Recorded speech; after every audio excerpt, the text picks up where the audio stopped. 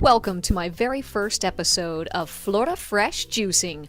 I love juicing, and I had noticed that some really great things were being invented in my kitchen, so I decided I needed to share that with you.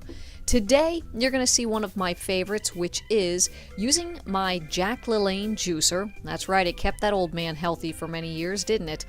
And I am juicing a combination of carrots, tomatoes, celery, and different things that I put together that makes kind of sort of like a V8 mix.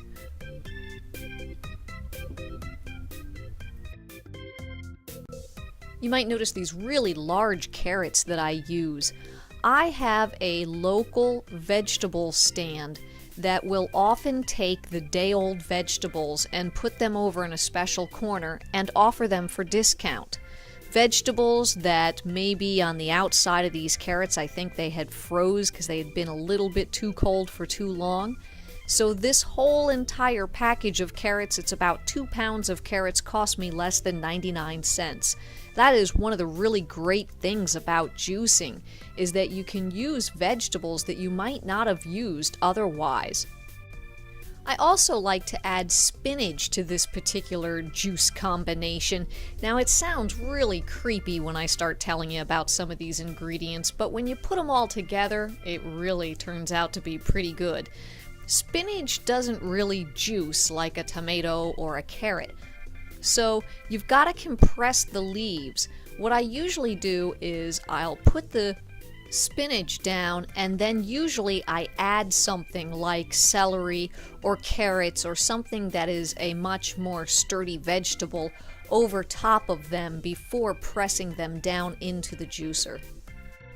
Each of the juices is so beautiful independently. Look at that deep dark green coming out of the juicer right now from the spinach.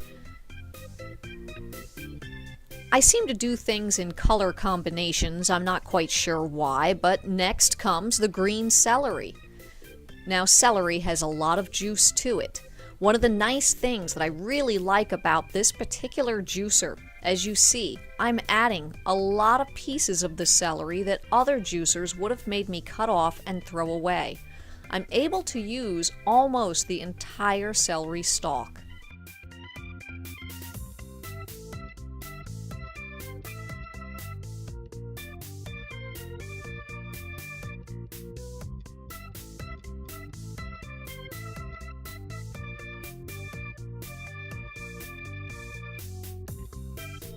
And now here comes red. This is a big old tomato. I think they had these for 88 cents a pound. All I know is I bought 5 or 6 of them because I knew 1 or 2 per juice would be more than enough. Now what I've decided to use this time around for this specific juice is I'm going to use one of these tomatoes since I only had one left. And I ended up having to cut that into quarters so that it would fit perfectly into my juicer. Watch out, tomatoes juice really fast. See all that kind of sputtering coming out of there? So you want to watch that. Some juicers are different than others. Some have some sort of protection there. I've lost a shirt or two because of speckles coming out at me. I'm adding some cilantro there. Now, I'm not going to add as much as I originally started. As you saw, I just took some away because that stuff is really, really strong. And when it's juiced, it is a potent scent. You need to really, really like that stuff.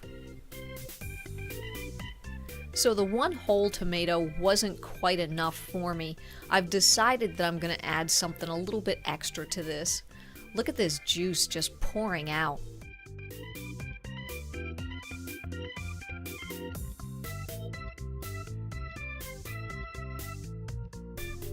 I always end up making about 2 cups of juice per juice, and I've never made the identical recipe 2 times. It's usually because I don't have the identical ingredients 2 times.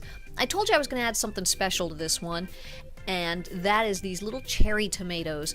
I decided to add these because they're very sweet and juicy, and they're just going to give it a really great flavor at the end. As you can see, this is my very last ingredient right here.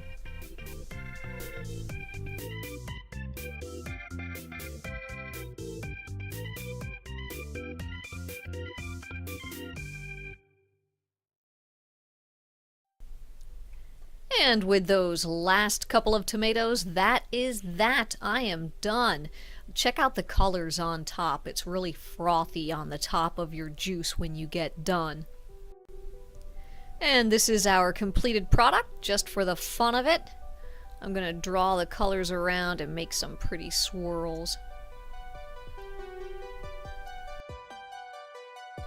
So that was just the juicing part. Now we need to add some ingredients to it to make it special. This is, again, tomatoes, celery. We've got spinach in here. We've got carrots in here, a little cilantro. So I'm finishing it up by adding some oregano leaves. I'm adding parsley. And now for my favorite ingredient, Louisiana hot sauce. Now, of course, Tabasco sauce is another awesome alternative right here, but I like to add a little bit of kick to this, and this will do it right here. Again, if you are a fan of something like the V8-Hot-Juice, you're going to like this as well. If you like Bloody Marys, I think you're going to like this as well. It's something a little bit different. It kind of gives your juice a meal, so to speak. Now, in order to make this juice, I end up having to swirl up all these things, mix up your parsley and your oregano and all of your hot juice, and there you go. Give this video a thumbs up if you enjoyed it.